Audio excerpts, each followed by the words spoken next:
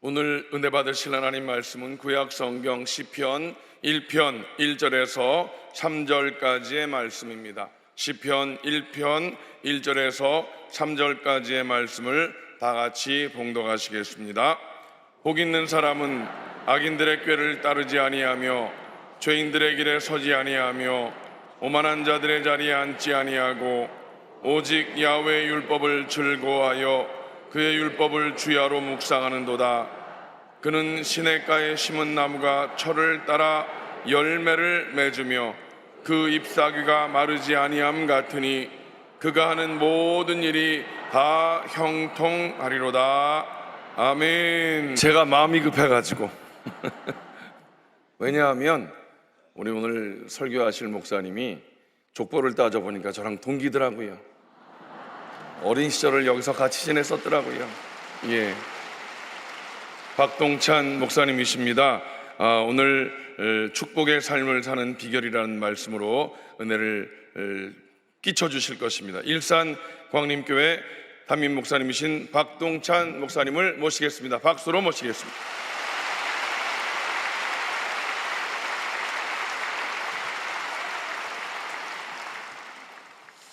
할렐루야. 오늘 하나님의 은혜가 이곳 가운데 함께 하시는 줄 믿습니다. 우리 순복음교회 창립 65주년 진심으로 축하드립니다.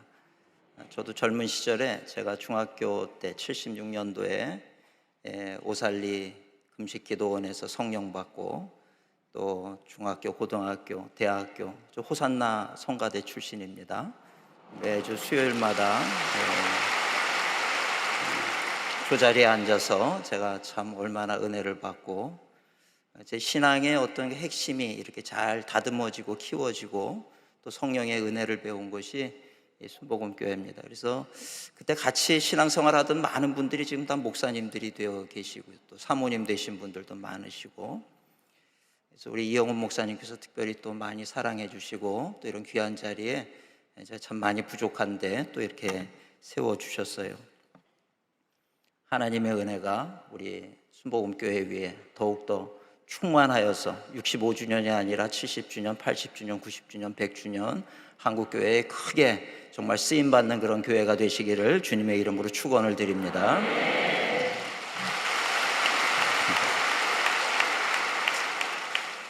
옆 사람하고 인사 한번 하면 좋겠습니다. 지금 이곳에 우리 주님 함께 하십니다.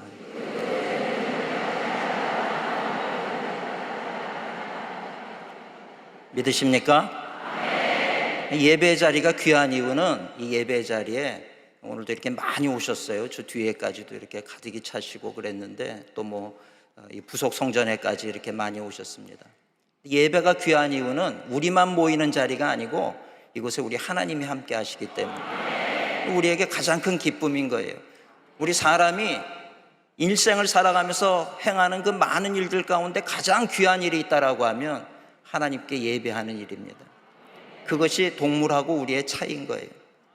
여러분들 강아지가 이렇게 밥 먹기 전에 이렇게 하나님 앞에 기도하는 거 혹시 보셨습니까?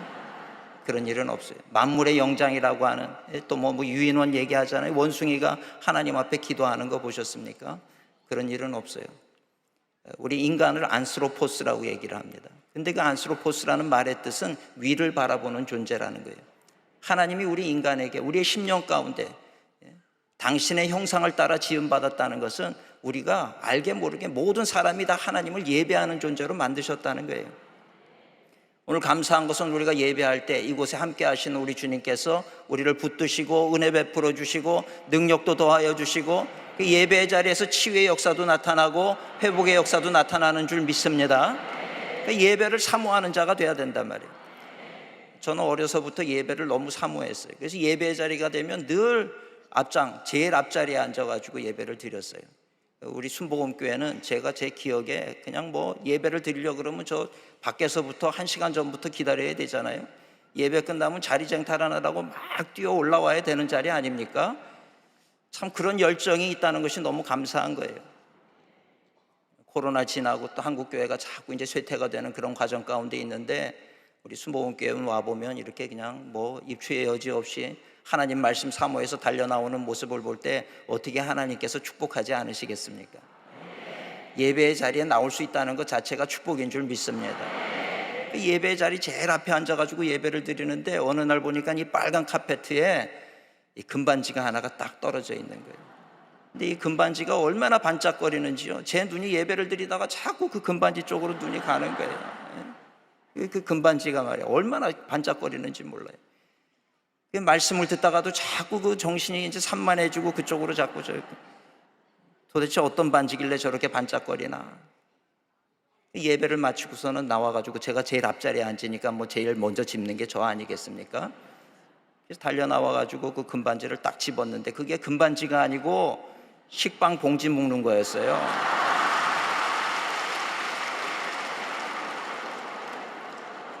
식빵 봉지 묶는 걸 가지고 누가 손가락에 돌돌돌돌 말아서 가지고 놀다가 버리고 간 거예요. 근데 제가 그때 깨달은 것이요, 그 식빵 봉지 묶은 그것이 세상에 어떤 금보다 더 반짝이는 것을 제가 알았어요. 그래서 금값 올라가는데 금반지 하지 마시고 식빵 봉지 이렇게 한 걸로 하고 다니셔도 충분히 반짝입니다. 근데 제가 그 사건을 잊고 난 다음에 제가 그 반지를 집으면서 얼마나 실망을 했겠어요. 이 금이 아니라 이게 식빵 묶는 거였으니까. 근데 그 순간에 성령님이 제 안에 말씀을 주시더라고요. 반짝인다고 다 금이 아니다. 교회 나온다고 다 진짜 그리스도인이 아니다. 얼마나 충격이었는지 몰라요. 무늬만 그리스도인이어서는 안 된다는 거예요. 정말 우리가 내적으로 변화된 하나님이 인정하시는 진짜 그리스도인으로 서는 것이 얼마나 중요한지 모릅니다. 근데 진짜 그리스도인이 되는 것은요, 다른 거 없어요. 예배의 자리에서 정말 하나님의 말씀을 사모함으로 듣고 그 말씀대로 살아가는 거예요. 그럴 때 성령께서 우리를 도우시는 은혜가 넘쳐나게 되는 줄 믿습니다. 오늘 저에게 주어진 제목이 축복이더라고요. 축복. 여러분, 축복이라고 하는 것은 뭐 신명기에 보면은 축복에 대한 얘기가 많이 나오잖아요. 성읍에서도 복을 받고 들에서도 복을 받고 들어와도 복을 받고 나가도 복을 받고 떡반죽 그릇이 복을 받고 내 자녀가 복을 받고 가축이 복을 받고 말이죠. 모든 것을 복을 받는다. 참 그 말씀을 들을 때 얼마나 우리 가슴이 뜨거워지는지 몰라요. 그런데 그거보다 더 귀한 복이 뭔지 아십니까? 임마누엘의 축복이라는 거예요. 하나님, 천지를 창조하신 그분이 나와 함께 하신다. 우리 그 축복보다 이 세상에 그 축복을 대신할 수 있는 축복은 없다는 거예요. 하나님이 나와 함께 하신다. 하나님이 함께하는 사람은 오늘 성경에 있는 말씀처럼 시냇가에 심겨진 나무 같은 거예요. 오늘 이 자리에 참석하신 우리 모든 성도님들이 이 시냇가에 심겨진 나무와 같은 축복을 받는 우리 모든 성도님들 되시길 축원합니다. 시냇가에 심겨진 나무는 그 옆에 척박한 땅에 세워져 있는 그런 나무와 다를 바가 없어요. 근데 다른 점이 있다 그러면 가뭄이 오면 아는 거예요. 가물었을 때 시냇가에 심겨진 나무는 그 뿌리가 그 시냇가에 잇대어 있기 때문에 거기서 양분을 공급받아요. 그래서 잎사귀가 마르지 않아요. 다른 나무들은 말라 죽어도 시냇가에 심겨진 나무는 죽지 않는다는 거예요. 하나님께서 우리에게 이 시냇가에 심겨진 나무와 같은 축복을 허락하시는 이유는 이 사건을 통해서 우리가 알아야 될 것이 하나님이 이 시냇물이 그 나무 옆에 있듯이 우리 옆에서 우리를 보호하신다는 거예요. 임마누엘의 축복이라고 하는 것이 얼마나 감사한 일인지 모른다는 것입니다. 그래서 우리가 다른 축복도 중요하겠지만 하나님 나와 함께 하신다. 지금도 나를 지키시고 나를 보호하시고 인도하시는 그 하나님을 인해서 기뻐하고 찬양하고 하나님께 영광 돌리는 우리 성도님들이 되시기를 축원합니다. 하나님께서는요, 가만히 보면 성경 말씀을 보면 우리를 축복하시기로 작정하신 분 같아요. 뭐 정말 여러 가지 그냥 모든 것들을 다 쌓아놓고 우리를 축복하시려고 하시는데 안타까운 것은 우리가 그 축복을 누리지를 못할 때가 있더라는 거예요. 막혀있는 부분이 있기 때문에 저는 오늘 두 가지 말씀, 성경이 주는 말씀을 통해서 이 하나님의 놀라운 은혜와 축복을 누리기 위해서 우리가 무엇을 해야 되는가, 두 가지 말씀을 잠시 전하고 함께 은혜를 나누고자 합니다. 첫째는 죄의 자리에 서 있지 말라는 거예요. 죄와 타협하는 한 우리는 하나님의 은혜와 축복을 누릴 수가 없어요. 오늘 1절에 보니까 복 있는 사람은 악인들의 꾀를 따르지 아니하며 죄인들의 길에 서지 아니하고 오만한 자들의 자리에 앉지 않는다. 죄의 자리에 서지 않는 거예요. 아무리 나에게 유익이 된다 할지라도 이 자리가 하나님 기뻐하는 자리가 아니면 그 자리에 서 있는 자가 돼서는 안 된다는 거예요. 하나님 전지전능하신 하나님, 능치 못함이 없으신 하나님. 그런데 그 하나님께서 못하시는 것이 한 가지가 있어요. 이렇게 말씀드리면 이상한 얘기처럼 들릴지 모르지만 그 하나님이 한 가지 넘지 못하는 부분이 있어요. 그건 뭐냐 하면 우리가 죄 가운데 있을 때 우리를 축복하실 수가 없다는 거예요. 죄는요, 하나님도 죽게 만든 게 죄라고 하는 걸 알아야 돼요. 하나님 우리를 구원하시기 위해서 당신의 아들을 보내셔서 친히 죽게 만드시는 거예요. 그러니까 죄는요, 하나님의 아들도 죽게 만드는 게 죄라는 거예요. 그러니까 죄라고 하는 거 우리는 단순하게 뭐 작게 생각하고 또 회개하면 되지 뭐 이렇게 쉽게 간과할 때가 있는데, 죄의 문제는 그렇게 쉽게 해결될 수 있는 부분이 아니라는 것입니다. 거룩하신 하나님과 죄는 물과 기름과 같다는 얘기예요. 절대로 섞일 수가 없어요. 아무리 막대기로 휘휘 저어도 다 하나가 된 것 같아도 조금 있으면 물과 기름은 분리가 되는 거잖아요. 여러분, 우리 성경 누가복음에 보면 집 나간 탕자 얘기가 있잖아요. 탕자를 아버지가 축복할 수 있는 그런 길은 그 탕자가 다시 집에 돌아오는 길밖에는 없어요. 죄의 자리에 머물러 있는 한 하나님께서 축복하실 수가 없는 거예요. 그 회개하고 돌아오라는 거예요. 아들 예수 그리스도를 십자가에 죽게 하심으로 인해서 구원의 길을 열어주신 줄 믿습니다. 그렇기 때문에 우리가 인생을 살면서 정말 감사한 것은 회개하고 돌아올 수 있는 곳이 있다라고 하는 것이 너무 감사한 거예요.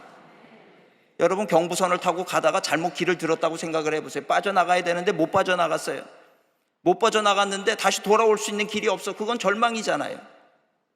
감사한 건 어디선가 돌아올 수 있는 길이 있다라고 하는 것은 정말 참 감사한 일이라는 거예요. 하나님께서 우리에게 베푸신 수많은 은혜가 있는데 그 중에 참 귀한 은혜가 회개의 은혜라는 거예요. 다시 돌아올 수 있도록 해주신 것. 오늘 성경 말씀도 죄의 자리에 서 있지 말아라. 하나님이 아브라함을 부르셨어요. 갈대아 우르를 떠나라. 여러분, 왜 갈대아 우르를 떠나라 그랬습니까? 우리가 문헌학적으로 우리가 연구를 해보면 그 갈대아 우르는 그 당시에 아주 부요한 곳이었어요. 많은 사람들이 모였고 먹을 것도 많고 모든 것이 풍요한 곳이었습니다. 그런데 그곳에 한 가지 단점이 있었으니 우상을 만드는 곳이에요. 우상을 숭배하고 우상을 만들고. 하나님은 그런 곳에서, 그 죄악된 곳에서 아브라함을 축복하기가 싫으신 거예요. 그 자리를 좀 나와라.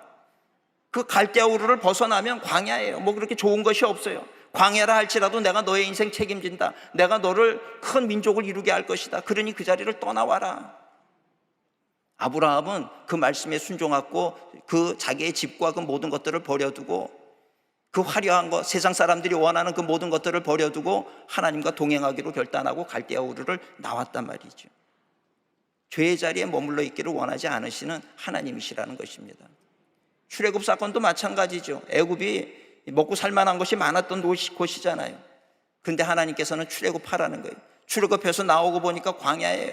먹을 것도 없어요. 그러니까 이스라엘 백성들 마음속에 갈등이 생기는 거예요. 애굽에 있을 때는 그래도 막노동으로 인해서 힘들기는 했지만 그래도 먹을 것이 있었고 집이 있었는데 나와보니까 광야에 먹을 것도 없어요. 너무 힘들어요. 어려워요. 그러니까 자꾸 불평이 나와요. 다시 애굽으로 돌아가자. 애굽으로 돌아가자. 그래도 거기는 먹을 것이 많지 않았느냐. 지금 여기는 하나님과 함께 한다 그러지만 너무 힘들다. 돌아가자 그러는 거예요. 그런 이스라엘 백성들의 이야기가 하나님의 마음을 아프게 했다는 것입니다. 오늘 우리 성도님들 인생 살면서 때로 어려울 수도 있어요. 힘들 수도 있어요. 그렇다고 해서 자꾸 우리가 애굽으로 돌아가려고 해서는 안 된다는 거예요. 끝까지 믿음으로 하나님 붙잡고 하나님의 인도하심을 따라갈 수 있는 지혜로운 우리 성도님들이 되시기를 주님의 이름으로 축원을 드립니다. 그래서 하나님은 은혜를 베푸실 때 어떤 사람에게 은혜를 베푸시는가? 죄와 타협하지 않고 죄와 싸우는 사람에게 은혜를 베푸시는 하나님이시라고 하는 거예요. 성경에 보면 요셉이 대표적인 사람이잖아요. 노예의 자리에 있으면서도 하나님을 경외했어요. 어느 날 주인의 아내가, 보디발의 아내가 유혹을 하잖아요. 그냥 좋은 게 좋은 거지 뭐 내가 지금 노예 주제인데 뭘 어떻게 거부하겠는가? 그러고 타협하지 않았어요. 그는 도망쳤어요. 내가 하나님 앞에서 이렇게 죄를 범할 수가 없습니다. 도망을 쳐버렸어요. 그러고 나서 어떻게 됩니까? 결국은 누명을 쓰고 감옥에 갇히는 신세가 되지요. 그래도 요셉은 하나님을 원망하지 않았어요. 내가 하나님의 말씀을 지키면 잘 되게 해주셔야지 왜 이렇게 더 어렵게 만듭니까? 그러고 하나님을 원망하지 않았어요. 요셉은 내가 감옥에 갇힌다 할지라도 하나님의 말씀을 지킬 수 있었고 죄를 짓지 않을 수 있었던 것이 감사했던 거예요. 죄와 싸워 이기는 요셉의 모습을 우리는 성경을 통해서 보는 거죠. 오늘 우리 성도님들이 이런 용기와 결단이 있기를 주님의 이름으로 축원을 드립니다. 그래서 어떻게 됩니까? 하나님은 이 요셉을 존귀하게 만드시는 거예요. 다윗의 고백처럼 내 원수의 목전에서 내게 상을 베푸셨다. 여러분, 내 원수를요 하나님이 막 망하게 하고 그러지 않으세요. 그들은 그들대로 내버려 두고 어느 날인가 하나님이 이들이 범접할 수 없도록 나를 존귀한 존재로 높여버리는 것이 하나님의 방법이라는 거예요. 그 요셉을 어떻게 했습니까? 하나님께서 높이셔서 총리가 되게 만드시는 거예요. 모든 사람 위에 보디발보다도 더 높은 자리에 서게 만드시는 거예요. 하나님께서 보시는 거예요. 누가 죄와 싸워 이기는가. 오늘 우리 성도님들도 이 죄와 싸워 이길 수 있기를 주님의 이름으로 축원을 드립니다. 그러면 저는 성경을 읽으면서 제일 이해가 안 되는 부분이 선악과 사건이었어요. 선악과 사건. 선악과 사건은 이런 거죠. 제가 어느 날 퇴근하고 집에 들어오면서 사과를 하나를 사왔어요. 그래가지고 책상 위에 올려놓으면서 아들과 딸에게 얘기를 하는 거예요. 이거 아빠 먹을 거니까 니네는 손도 대지 마라. 그러고 책상 위에다 올려놓고 씻고 나왔더니 아들과 딸이 그거를 반씩 잘라가지고 아주 맛있게 다 먹어버렸어요. 여러분 같으면 어떻게 하시겠어요? 아이고, 내 사랑하는 자녀들이 이걸 먹었구나. 그러고 말 거 아니에요? 그런데 제가 그 두 아들을 불러놓고 아들, 딸을 불러놓고 야, 이 녀석들아, 내가 아빠가 이거 아빠 먹을 거니까 손 대지 말라 그랬지? 근데 이거를 먹었어? 나가! 집에서 쫓아냈어요. 그 다음날 구청에 가가지고 이름을 지워버렸어요. 들어올까봐 비밀번호를 바꿔버려요. 그러고도 미심 적어가지고 그 앞에 큰 개를 2마리를 세워놓고 오면 물으라 그래요. 여러분, 이게 이해가 되십니까? 선악과 사건이 그거잖아요. 선악과 먹었으면 하나님이 먹지 말랬는데 왜 먹었어? 다음부터 그러지 마. 그러면 될 건데. 사랑의 하나님이신데 어떻게 했어요? 에덴 동산에서 쫓아냈어요. 그리고 그룹 천사들을 세웠어요. 도는 불칼을 그냥 앞에다가 세워놨어요. 그리고 하나님과 우리 사이가 단절이 된 거예요. 제가 고민이 돼서 하나님 왜 그러셨습니까? 이거 별것도 아닌데, 사랑의 하나님이신데 용서하시고 받아주실 수도 있는데 왜 그렇게 하셔야만 했습니까? 그때 깨닫는 거예요. 죄의 치사량이라고 하는 거를 말씀을 주시더라고요. 죄의 치사량. 여러분, 독사한테 물리면요, 이 어느 정도 독이 세느냐에 따라서 어떤 사람은 뭐 7걸음 걸어가다가 죽는다. 독이 얼마나 세느냐에 따라서 그 사람의 생사 여부가 결정이 되는 거잖아요. 어느 독사의 독보다 강한 것이 죄의 독이라는 거예요. 죄는요, 스치기만 해도 사망인 거예요. 여러분, 그래서 우리가 의인은 없나니 하나도 없다는 성경의 말씀이 그거예요. 하나님의 은혜가 아니고는 구원받을 수 있는 사람은 단 한 사람도 없는 거예요. 왜? 우리의 마음속에 있는 여러 가지 죄의 모습들, 누구를 향해서 비난하는 모습들, 거짓말하는 모습들, 나에게 유익이 된다 그러면 불의와 타협하는 우리의 모습들, 이런 것들이 여러분 다 구원받을 만한, 구원받기에 부족함이 없는 그런 작은 죄라고 생각하십니까? 아니라는 거예요. 스치기만 해도 사망인 게 죄인 거예요. 그래서 구원받을 사람은 아무도 없는 거예요. 죄의 치사량이 얼마나 독한지 그걸 알아야 된다는 거예요. 마음 아프지만 하나님과 분리될 수밖에 없는 것이 죄라고 하는 것입니다. 그래서 하나님은 우리가 하나님께로 갈 수 없는 우리를 위해서 하나님이 사용하신 방법이 뭡니까? 아들로 하여금 하늘 보좌를 버리고 이 땅에 와서 십자가에 나를 대신해서 죽게 만드시는 거예요. 그 죽으심으로 말미암아 구원의 길이 열린 거지요. 죄는 하나님도 죽게 만드는 것이 죄라고 하는 것입니다. 공의한 하나님은 당신이라고 해서 예외 조항을 두지를 않으신다는 거예요. 죄는 이마만큼 치열한 거라는 거예요. 우리가 그냥 간과해서 쉽게 생각해서는 안 되는 부분이 바로 죄라고 하는 것입니다. 그래서 히브리서 12장 4절에는 이렇게 얘기하는 거예요. 너희가 죄와 싸우되 아직 피 흘리기까지는 대항하지 아니하였다. 죄는 우리가 피 흘리기까지 싸워야 되는 부분이라고 하는 것을 우리에게 말씀하고 있는 거예요. 여러분, 죄와 싸우시는 우리 성도님들 되시기를 축원합니다. 여기 청년들이 많이 와서 제가 이 간증을 좀 하고 싶어요. 제가 가르치던 청년이 하나가 있었어요. 근데 이 청년이 어느 날 저한테 오더니 목사님, 저 이제 회사에 취직을 해서 사회인이 되는데 기도해 주세요. 그래서 안수기도를 해줬어요. 그리고 안수기도 받고 나가는데 제가 잠깐 들어오라 그랬어요. 다시 일로 오라고.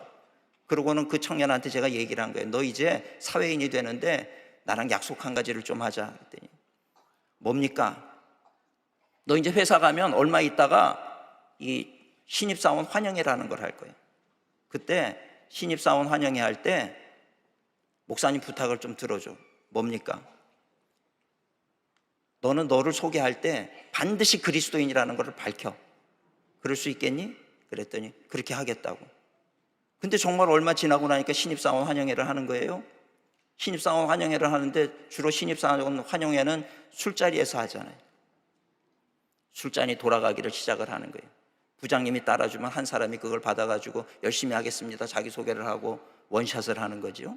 그렇게 자리가 돌아가는데 자기 순서가 가까워 오는데 자기는 이 자리에서 박동찬 목사랑 약속한 게 있는데 그리스도인이라고 얘기를 해야 되는데 이 분위기가 이게 정말 이 얘기를 했다가는 어떻게 되겠습니까? 두렵고 떨리고 이제 그런 거예요. 두근두근 거리는데 왔어요. 눈을 딱 감고 일어나서 저는 크리스찬입니다. 열심히 하겠습니다. 그 대신에 전 술은 받지 못하지만 사이다로 받겠습니다. 이랬더니 분위기가 이상해진 거예요. 부장님이 따르는 술을 안 받아 신입사원이 분위기가 이상해졌어요. 그래도 끝까지 고참 두 사람이서 그래도 받아라 그러니까 받을 수 없습니다. 받아라 못 받습니다. 뭐 분위기가 점점 더 이상해지는 거예요.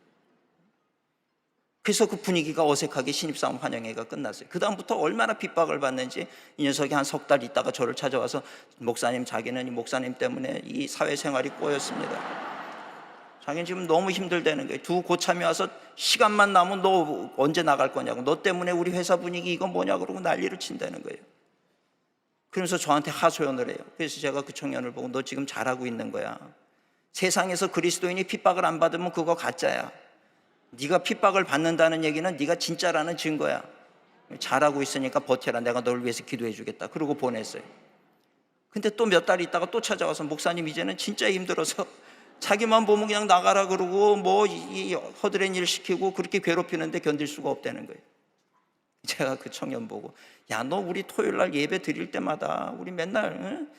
세상의 유혹 시험이 내게 몰려올 때 나의 힘으로는 그것들 뭐 견딜 수가 없지만 뭐 주를 찬양, 손을 들고 찬양, 주위를 둘러보면 아무도 없는 것 같지만 보이는 분 계시다며 가서 찬양을 해라.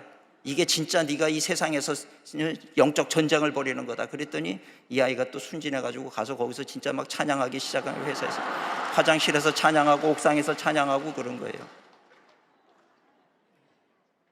분위기가 점점 이상해지겠죠. 정말 막 그 고참들이 아주 그냥 돌기 일보 직전까지 간 것 같아요.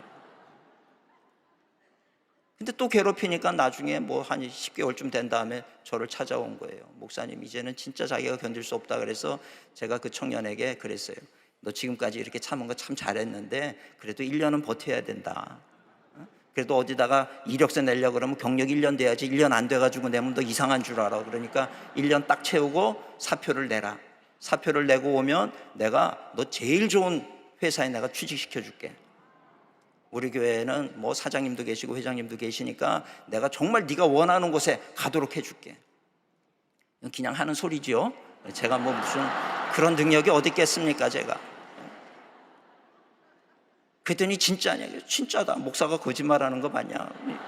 그랬더니 저는 사실 그게 될 줄 알았어요. 그 당시만 해도. 근데 나중에 보니까 뭐 그렇게 회사 뭐 이렇게 누구 한 명 받는다는 게 또 뭐 낙하산 인사 그러면 또 어려워지고 복잡해지는 거잖아요. 그럴 수가 없겠더라고요. 근데 점점 1년은 다가오고 어떡합니까? 제가 새벽마다 엎드려서 기도를 한 거예요. 하나님 얘 어떻게 해요? 얘 어떻게 해요? 얘는 이제 뭐 한 달 남았다고 저만 보면 아주 신나가지고 웃고 지나가는데 예? 하나님 쟤 어떻게 해요? 그리고 암만 기도를 해도 응답이 없는 거예요. 하나님 이거 어떻게 해야 됩니까? 정말 고민이 되는 그런 가운데 있었어요. 근데 하나님께서 응답이 없으니까 제 머릿속으로 말이죠, 답을 찾아낸 거예요. 무슨 답을 찾았느냐? 야, 세상에 나가서 저렇게 신앙적으로 저렇게 버틸만 하면 쟤를 신학교를 보내야 되겠다. 내가 할 수 있는 일이 그거밖에 없더라고요. 신학교 보내서 내가 전도사로 데리고 쓰다가 뭐 안수 받으면 뭐 어디 선교지를 보내든지 아니면 나랑 같이 목회를 하든지 속이 얼마나 편한지 모르겠어요. 그게 딱 결정이 되니까 제가 그 아이를 볼 때마다 제 마음도 기쁘고 걔도 나를 보면 기쁘고 둘이 서로 같이 기뻐하는 거죠. 참 너무 감사하더라고요. 그래서 1년 딱 되고 사표 내는 날 나는 이제 신학교에 원서 쓰려고 생각을 하고 있었는데 1년이 되는 날 이 녀석이 오는데 얼굴 표정이 별로 안 좋아요. 그래서 내가 왜 그러느냐 그랬더니 어제 이상한 일이 일어났다는 거예요. 무슨 일인데 자기를 그렇게 괴롭히던 두 고참이 자기를 옥상으로 또 올라오라 그러더래요. 그래서 그래 이제 마지막이다 그러고 올라간 거예요. 올라갔는데 그 두 고참이 맨날 욕하면서 언제 그만둘 거냐고 사표 쓰라 그러던 이 두 고참이요, 말을 못 하더라는 거예요. 계속 쭈삣쭈삣거리고 있어가지고 도대체 왜 그러느냐, 말해라 그러면서 자기 주머니에 있던 사표를 꺼냈어요. 그리고 내가 이제 그만둘 건데 당신들이 원하는 사표다 그랬더니 그 두 고참이 깜짝 놀라면서 사표 내지 말라고 그렇게 잡더래요. 아니 맨날 사표 내라 그러더니 왜 못 내게 합니까 그랬더니요, 그 두 고참이 하는 얘기가 그동안 자기들이 미안했다는 거예요. 그러면서 하는 얘기가 사실은 우리도 교회 다녀 그러더래요. 이런 반전이 어디 있습니까? 그러고 나서 봤더니요, 그 교회, 그 회사에 계장님도 교회 다니고 과장님도 교회 다니고 부장님도 교회 다니고 그 부서 사람이 다 교회를 다니시더라는 거예요. 1년을 지나는 걸 보면서 부끄러워졌어요. 그리고 이 친구가 오더니 저한테 하는 얘기가, 목사님 요새 우리 회사 놀라운 일이 벌어졌습니다. 무슨 일인데? 회식 분위기가 바뀌었대요. 옛날에는 4차, 5차까지 가던 회식 분위기가 1차 식사, 2차 커피, 8시 되면 귀가.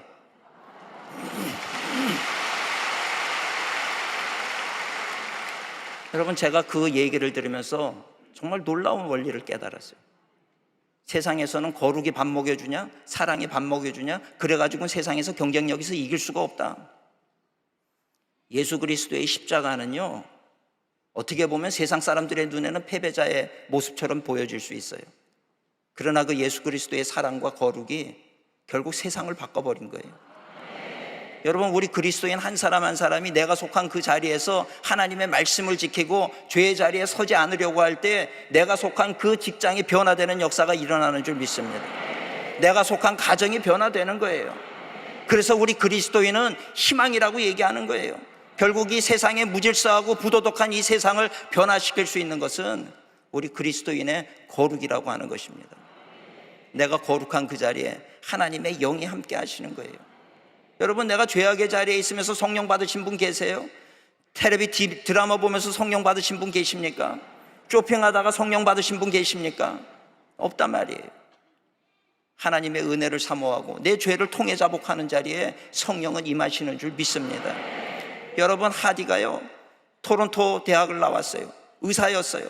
한국에 와서 복음을 전하는데 사람들이 듣지를 않아요. 그러니까 아유, 무지몽매하고 무식한 사람들, 배움이 없는 사람들, 나는 의사고 지식이 많고 엘리트 의식에 있었어요. 아무리 얘기를 해도 듣지를 못해요. 그러니까 다 이 조선 사람들 때문에 문제가 있다고 생각을 한 거예요. 하나님의 말씀은 이들에게 전해질 수가 없다라고 생각을 한 거예요. 그런데 1903년 원산에 모여서 사경회를 하는데 성령님이 깨닫게 하는 거예요. 모든 문제의 원인은 너다. 깨달은 거예요. 그래서 거기서 회개하기 시작했어요. 그 조선인들 앞에서 회개했어요. 내가 잘못했다. 내가 이 엘리트 의식에 있었다. 모든 것을 남 탓만 했지. 결국은 내 문제라고 하는 걸 알지를 못했다. 그 자리에 성령이 임하시는 거예요. 놀라운 한국 땅의 대부흥의 역사가 한 사람의 회개로부터 비롯이 되었다라고 하는 것입니다. 1904년, 1905년, 1906년, 1907년 가는 곳마다 부흥의 역사가 일어나요. 1907년 평양 잔대원교회에서도 마찬가지. 길선주라고 하는 장로님이 자기의 죄를 회개할 때 그곳에 성령이 임하게 되는 거죠. 그 회개와 부흥운동이 오늘의 한국교회를 만드는 초석이 되었다라고 하는 사실입니다. 여러분, 우리가 죄의 자리에 서 있지 않을 때 하나님께서는 우리에게 은혜를 베푸시는 하나님이신 줄 믿습니다. 죄와 싸워 이기는 자가 되세요. 하나님은 오늘도 요셉에게 허락하셨던 은혜를 오늘 우리 성도님들에게 허락하기를 원하시는 하나님이시라고 하는 것입니다. 특별히 우리 젊은 친구들, 우리 젊은 청년들, 요셉과 같이, 다니엘과 같이 세상에 어떤 위협이 온다 할지라도 나는 하나님의 말씀 붙잡고 하나님 앞에 예배하고 하나님 앞에 기도하고 죄와 타협하지 않는 그런 우리 하나님의 사람들이 되시기를 주님의 이름으로 축원을 드립니다. 두 번째로 축복을 받는 비결은 하나님의 말씀을 가까이 하라는 거예요. 2절에 보니까 오직 여호와의 율법을 즐거워하여 그의 율법을 주야로 묵상하는도다. 오늘 이 순복음교회 창립 65주년 기념도 리바이블이에요. 성경으로 돌아가자는 거 아니에요. 리바이블. 하나님의 말씀을 즐거워해야 돼요. 여러분, 하나님의 말씀이 즐거우십니까? 드라마보다 즐거우십니까? 할렐루야. 아무 생각 없이 아멘 하는 거 아니시죠?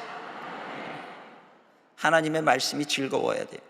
하나님의 말씀이 즐거운 사람은 주야로 묵상하게 돼 있어요. 하나님의 말씀이 얼마나 즐거워. 요즘에 우리 아이들 보세요. 핸드폰 가지고 주야로 묵상하고, 주야도 모자라서 밤새요. 밤을 새. 왜? 즐거우니까. 그 안에 모든 것, 즐거운 것들이 다 담겨 있으니까. 핸드폰 게임하는 거, 컴퓨터 게임 밤새라 그래도 원망하지 않아. 너무 즐거워요. 근데 하나님의 말씀은 우리가 한 5분만 읽어도 지겨워. 왜 이렇게 졸음이 쏟아지는지. 뭔가 잘못된 거 아니에요? 그러면서 나는 하나님을 경외합니다. 정말 하나님을 경외해. 하나님을 경외하는지 핸드폰을 경외하는지. 우리 자신을 솔직히 돌아보시란 말이죠. 나는 정말 하나님을 이 세상의 다른 것보다 더 하나님을 사랑하는가? 정말 내가 하나님을 사랑한다 그러면 제일 첫 번째가 하나님의 말씀에 귀를 기울이는 거예요. 하나님의 말씀이 꿀과 송이꿀보다 더 달아야 되는 거예요. 제가 순복음교회 대학부에 다닐 때 이 하나님의 말씀이 얼마나 꿀과 송이처럼 단지, 이 말씀이 어느 순간인가 하나님이 나에게 보내는 연애 편지로 느껴지는 거예요. 이 말씀을 읽으면서 그칠 수가 없어요. 밤을 새면서 성경을 읽는 거예요. 하나님이 나에게 뭐라고 약속하시는가? 하나님이 또 나에게 어떤 축복의 말씀을 주시는가? 수업 시간에도, 대학교 다니면서 수업 시간에 뒤에서 성경책을 펴놓고 성경을 읽었어요. 교수님의 그 강의가 들어오지를 않아요. 성경 말씀이 그냥 궁금해서 지하철 안에서도 성경을 읽고 밑줄을 그고, 하나님이 도대체 나를 얼마나 사랑하시는지. 여러분, 하나님의 말씀을 사모할 수 있기를 주님의 이름으로 축원을 드립니다. 말씀을 그냥 액면 그대로 오늘 성경 말씀처럼 주야로 묵상을 해보세요. 하나님께서 우리에게 하실 말씀을 하실 것이고 우리에게 행하실 일들을 행하시는 역사가 우리의 삶 속에 나타나게 될 줄 믿습니다. 이 성경 말씀을 히브리서 기자는 이렇게 얘기합니다. 히브리서 4장 12절에 보면 하나님의 말씀은 살아있고 활력이 있다, 운동력이 있다. 그래서 좌우의 날선 어떤 검보다 예리하여 혼과 영과 및 관절과 골수를 찔러 쪼개는 그런 능력이 있단 말이에요. 여러분, 하나님 살아계신 건 믿으십니까? 하나님이 살아계시기 때문에 오늘 우리가 받아들이는 하나님의 말씀도 역시 살아있는 말씀이란 말이에요. 이 살아있는 하나님의 말씀을 우리의 마음속에 새기게 될 때 그 말씀은 우리의 삶의 능력으로 나타나는 줄 믿습니다. 성경은 여러 곳에서 하나님의 말씀이 어떤 말씀인지를 우리에게 소개해주고 있잖아요. 하나님의 말씀은 천지를 창조하신 말씀, 무에서 유를 창조하는 말씀. 이 말씀의 능력이 어디 있어요?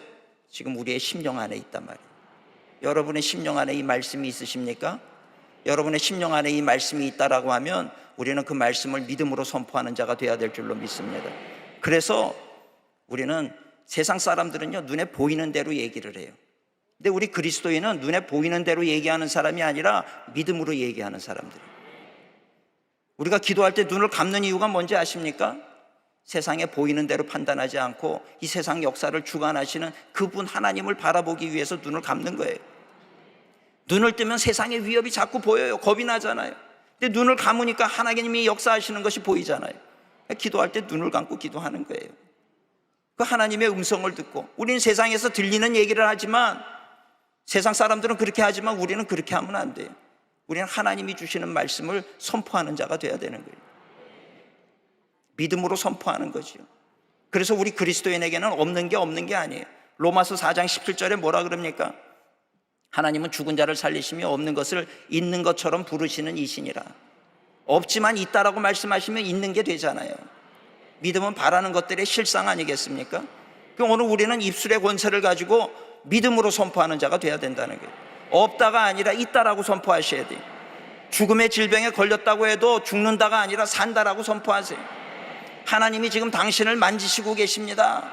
하나님이 회복시키실 것입니다. 여러분, 우리가 믿음으로 선포하면 그렇게 되는 줄 믿습니다. 믿음으로 선포하는 자가 돼야 되는 거예요. 또 이 하나님의 말씀은 생명의 능력이 있잖아요. 예수님 죽은 나사로를 살리셨고요. 이 생명력이 있는 씨앗은 심겨지면 싹이 나잖아요. 열매를 맺게 되는 거예요. 돌멩이 심어놓으면 거긴 생명이 없기 때문에 아무리 심고 정성을 다하고 물을 줘도 거기서는 자라나는 것이 없잖아요. 오늘 하나님의 말씀은 이 생명력이 있는 말씀이에요. 우리가 하나님의 말씀을 많이 마음속에 담아두면 우리의 삶이 생명 에너지가 넘치는 삶이 되는 거예요. 이 세상 사람들 다 절망하고 좌절하고 넘어지는 순간에도 우리는 하나님의 말씀 때문에 다시 일어나는 역사가 일어나게 되는 줄 믿습니다. 한 번은 저희 교회 집사님이 저한테 상담을 왔어요. 우리 딸아이가 5살인데 너무나도 두려움 가운데 있으니까 목사님 기도 좀 해주세요. 그러고 데려왔어요. 그랬더니 그 아버지는 교회를 안 다니시는 분이었어요. 근데 딸이 상담을 받으러 온다 그러니까 정말 생명보다 귀한 딸이 상담을 받는다 그러니까 도대체 뭔지, 또 목사님이 또 어떻게 할지 궁금하니까 찾아온 거예요. 교회를 안 다니는 분이 제 방에 앉아 있었던 거예요. 이 집사님이 있고 딸이 있고 5살짜리 아이에게 제 마음속에 예수 그리스도의 사랑을 가르쳐야 되겠다 싶어가지고 눈에는 보이지 않지만 예수님이 계시고 예수님이 어떤 분인지 복음을 전하기를 시작을 했어요. 그랬더니 정말 신기한 것은 저는 그 딸아이에게 얘기를 하는데 옆에 있던 아버지가, 교회라고는 다니지도 않던 이 아버지가 눈물을 펑펑 흘리기 시작을 하는 거예요. 자기 머리로는 이해가 안 되는 거예요. 왜 우는지를 모르겠는 거예요. 눈물을 펑펑 흘려 콧물까지 흘리는 거예요. 너무 민망하니까 저한테 묻더라고요. 목사님, 제가 왜 이러지요? 그러더라고요. 제가 그 순간에 알은 거예요. 복음의 능력이라고 하는 것이 이런 것이로. 말씀을 나는 이 아이에게 전했는데 이 옆에서 귀로 듣다 보니까 이 말씀이 그분의 심령 속으로 들어가니까 이분의 심령이 말이죠, 회개하기를 시작하고 통곡하기를 시작하는, 눈물을 흘리면서 자기의 이성은 자기가 왜 우는지를 몰라요. 제가 설명했어요. 사람이라고 하는 존재는 영과 혼과 육으로 구성이 되어 있는데 당신의 혼적으로 생각할 때는 영이라고 하는 게 없는 것처럼 생각될지 모르지만 말씀을 들었을 때 이 말씀이 당신의 영을 건드려서 영이 지금 반응하고 있는 겁니다. 교회 열심히 다니세요. 그 다음부터 열심히 교회를 나오시는 거예요. 여러분, 하나님의 말씀은 살리는 능력이 있는 말씀인 줄로 믿으시길 축원합니다. 그러니 그 말씀으로 선포할 때 어떤 일이 벌어집니까? 그 말씀을 선포하게 될 때 죽었던 나사로가 살아나는 거예요. 하나님의 말씀이 선포되는 곳이에요. 여러분, 그 캐나다, 미국 위에 캐나다가 있죠. 캐나다 위에 바핀 아일랜드라는 땅이 있어요. 그 땅이 얼마나 음란하고 범죄가 심하고 그런 땅인지 몰라요. 근데 그 땅에 한 영국에서 젊은 선교사님이 가서 복음을 전했어요. 중학생 아이들에게 복음을 전한 거예요. 그리고 1년 만에 이분은 그곳에서 선교를 하다가 그만 총이 오발이 되는 바람에 이 옆구리에서 관통이 돼가지고 돌아가셨어요. 1년 복음을 전하고 돌아가셨어요. 어떻게 보면은 그 땅에 복음 전하는 사업이 실패한 것처럼 보여지기도 했어요. 근데 그때 그 선교사님의 이야기를 듣던 젊은 중고등학생 아이들이 5년, 6년이 지난 다음에 청년이 됐어요. 소망도 없어요. 그 땅은 그냥 늘 뭐 술과 이 마약과 이쪽으로 찌들어 있는 그런 땅이에요. 아무도 일을 안 해요. 대낮에 여자들은 걸어 다닐 수가 없는 그런 땅이었어요. 미래가 보이지를 않아요. 이 젊은 아이들이 그 교회에 모여가지고 기도를 하는데 그곳에 성령이 임한 거예요. 마가 다락방에 성령이 임하듯이 성령이 임했어요. 그리고 이들이 계속해서 그 성령 충만함을 통해서 우리가 계속 기도하자 그러고 기도를 하니까 그 부모님들이 나와서 기도하기를 시작을 하는데 놀라운 변화의 역사가 일어났어요. 그 바핀 아일랜드라는 그 나라 전체가 다 예수 믿는 나라로 바뀌어버렸어요. 여러분, 이것이 말씀의 능력인 줄 믿습니다. 여러분, 우리가 읽는 말씀은요 그냥 교양 서적이 아니란 말이에요. 이거 읽고 내가 마음에 좀 수양을 좀 쌓아야 되겠다 이런 차원의 말씀이 아니라 오늘 우리가 읽고 묵상하는 이 말씀은 천지를 창조하신 하나님의 말씀이라고 하는 거예요. 이 말씀을 읽고 들을 때 우리가 귀를 열고 마음의 문을 열고 아멘으로 화답할 수 있는 우리 성도님들이 되어야 될 줄 믿습니다. 저는 그 사건을, 바핀 아일랜드의 그 일을 보면서 제 마음속에 생겨난 하나의 꿈이 있었어요. 그건 뭐냐면 북한 땅도 마찬가지로구나. 우리의 동포들이 지금도 그곳이 어떤 곳이었습니까? 동양의 예루살렘이라고 얘기할 만큼 많은 교회들이 있었는데 공산화가 되면서 지금은 교회가 다 사라져 버렸잖아요. 그 살릴 수 있는 길은요 정치가 아니에요, 경제가 아니에요. 살릴 수 있는 길은 오직 하나님의 말씀인 줄 믿습니다. 그래서 우리가 복음 통일 얘기를 하는 거예요. 하나님의 말씀이 심겨지는 곳에 하나님의 역사가 일어나는 줄 믿습니다. 또 이 말씀은 만물을 복종케 하는 능력이 있는 말씀이잖아요. 귀신 들린 사람에게 예수 이름으로 명할 때 쫓겨가는 역사가 일어나는 줄 믿습니다. 병든 자에게 손을 얹고 나으라 명령을 할 때 치유가 되는 역사가 일어나는 줄 믿습니다. 우리가 말씀의 사람으로 살아간다라고 하는 것은 놀라운 일이에요. 우리가 잘 아는 마틴 루터 말씀의 사람이었어요. 존 웨슬리 말씀의 사람이었어요. 하디 말씀의 사람이죠. 이 땅에 들어왔던 선교사님들 뭘 가지고 왔습니까? 하나님의 말씀을 들고 왔단 말이에요. 이 말씀이 이 세상을 변화시키는 거예요. 대한민국 50년 만에 다른 나라는 200년, 300년 걸린 게 우리 대한민국은 50년 만에 변화의 역사가 일어났어요. 그 핵심에 뭐가 있습니까? 하나님의 말씀이 있고 하나님의 교회가 있었기 때문이라는 거예요.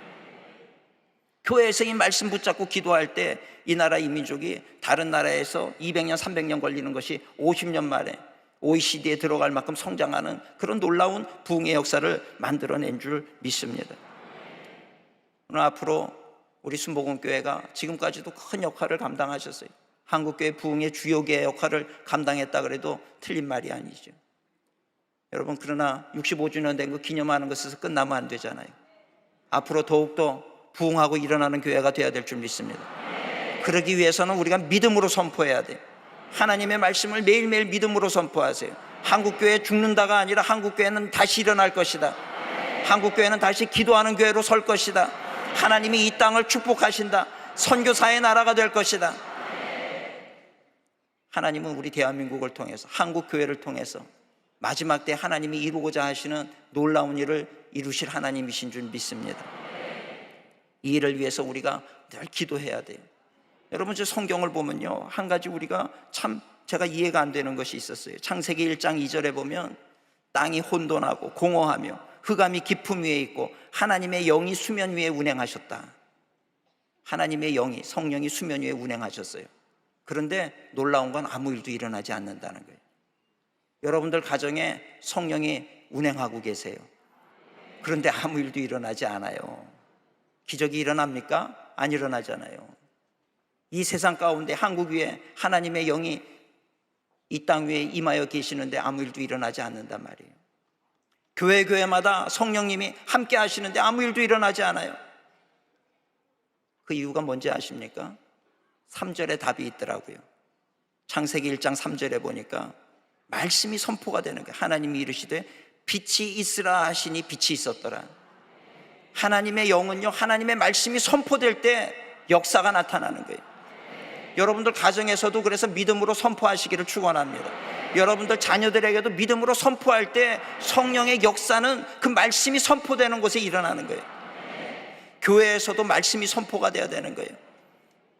병원에 신방 갔을 때도 하나님의 말씀이 선포되어질 때 사는 역사가 일어나는 줄 믿습니다. 이 땅 가운데 우리 1천만 기독교인들이 매일매일 내가 있는 곳에서 말씀을 선포해 보세요. 믿음으로 선포할 때 이 나라 이 민족이 변화되지 않겠습니까? 변화가 일어난다는 거예요. 여러분들 자녀를 향해서도 저주하는 것이 아니라 축복의 말씀을 선포하세요. 교회에서도 축복의 말씀 선포하고 나를 미워하는 사람을 향해서도 축복의 말을 선포하고 이 나라 이 민족을 위해서, 정치계를 위해서, 경제계 위해서 축복의 말씀을 선포하세요. 우리 그리스도인에게 하나님이 이 축복의 권세를 주셨다라고 하는 사실입니다. 그렇게 축복하며 우리가 정말 희망을 가지고 기도하며 나아갈 때 한국교회는 다시 일어날 거예요. 더 놀라운 역사가 일어날 줄 믿습니다. 한국교회 앞으로 더욱더 부흥하는 교회가 될 줄 믿습니다. 성령의 역사가 일어나고 교회마다 기적의 역사가 넘쳐나는 교회가 될 줄 믿습니다. 오늘 그 일에 순복음교회 앞장서 주시기를 주님의 이름으로 부탁을 드립니다. 할렐루야. 기도하겠습니다. 사랑과 은혜가 충만하신 하나님 감사합니다. 지금까지도 순복음교회를 통해서 여기까지 이르게 하셨는데 하나님 앞으로 더욱더 기도하는 교회 되게 하시고 더욱더 말씀을 선포하는 교회 되게 하여 주옵시고 한국 땅이 변화되고 또 세계의 열방 가운데 복음을 증거하는 교회가 될 수 있도록 하나님 축복하여 주시옵소서. 한국교회 성도님들 깨어 일어나게 하여 주옵시고 패배의식 가운데 있는 것이 아니라 하나님 우리와 함께 하신다는 임마누엘의 신앙으로 일어나는 한국교회가 되게 하여 주시옵소서. 주님께서 계획하신 일이 우리의 순종함과 우리의 기도를 통하여 온전히 일어나게 하실 줄 믿사옵고 우리 구주 예수 그리스도의 이름으로 축복하며 기도드리옵나이다. 아멘. 아프신 분은 아픈 곳에 손을 얹으십시오. 문제와 소원이 있으신 분은 가슴에 손을 얹으시기 바랍니다. 하나님은 살아계십니다. 하나님은 살아계십니다. 오늘 귀한 종을 통하여 살아계신 하나님의 말씀이 선포되어 싸우니 오늘 선포되어진 말씀대로 하나님 모든 질병이 떠나가게 하시고 모든 문제는 해결되어짐을 믿습니다. 오늘 이 시간 아픈 곳에 손을 얹었습니다. 하나님 우리의 손 위에 주님의 피 묻은 손으로 안수하심을 믿습니다. 이 시간 나사렛 예수의 이름으로 꾸짖고 명하노니 모든 질병의 조전을 묶음을 놓고 떠나갈지어다. 떠나갈지어다. 나사렛 예수의 이름으로 꾸짖고 명하노니 질병의 조전은 묶음을 놓고 떠나갈지어다. 깨끗게 될지어다. 우리 하나님은 야훼 라파, 능력의 하나님이십니다. 치료의 하나님이십니다. 죽은 자를 살리신 하나님이십니다. 오늘 믿음으로 손을 얹어 싸우니 그 손 위에 주님의 보혈로 덮어주시고 치료의 능력으로 임하여 주시옵소서.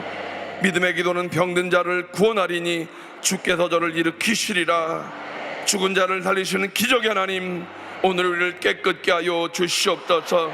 머리끝부터 발끝까지 오장육부 사지백체 뼈마디마디마다 세포 조직마다 부활의 생명으로 깨끗게 하여 주시옵소서.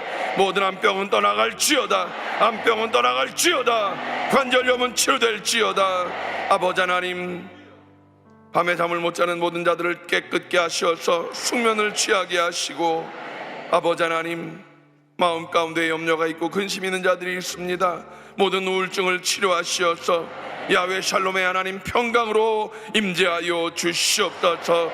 그 질병으로 인하여 염려하지 아니하도록 주님의 평강을 더하여 주시옵소서. 마음의 근심을 주님께 올려놓습니다. 삶의 모든 문제를 주님께 올려놓습니다. 하나님은 살아계십니다. 살아계신 하나님 앞에 수고하고 무거운 모든 짐을 올려놓사오니 주여 해결하여 주심을 믿습니다. 염려하지 아니하고 다 기도의 제목을 올려놓았사오니 주여 해결하여 주시옵소서. 믿고 구한 것은 받은 줄로 믿으라. 받은 줄로 믿고 선포합니다. 모든 문제는 해결되었습니다. 질병은 치료받았습니다. 주님 감사합니다. 주님 감사합니다. 하나님 영광 받아 주시옵소서. 감사를 드리며 예수님의 이름으로 간절히 축복하며 기도하옵나이다. 아멘. 이제는 우리를 사랑하시되 끝까지 사랑하시는 우리 구주 예수 그리스도의 무한하신 은혜와 하나님 아버지의 측량할 수 없는 크고 놀라우신 사랑하심과 어렵고 힘들 때 우리의 힘과 지혜와 능력이 되어주시는 보혜사 성령 하나님의 내주 교통 인도하시는 은총이 이제 65주년을 맞이하면서 앞으로 더 큰 꿈과 비전을 가지고 달려갈 것을 결단하는 여의도 순복음교회 위에와 또 섬기시는 모든 교육자들 위해 또 함께 달려나가시는 모든 성도님들 위해 가정과 기업과 자녀들 위해 이제로부터 영원토록 함께 하시기를 간절히 축원하옵나이다. 아멘.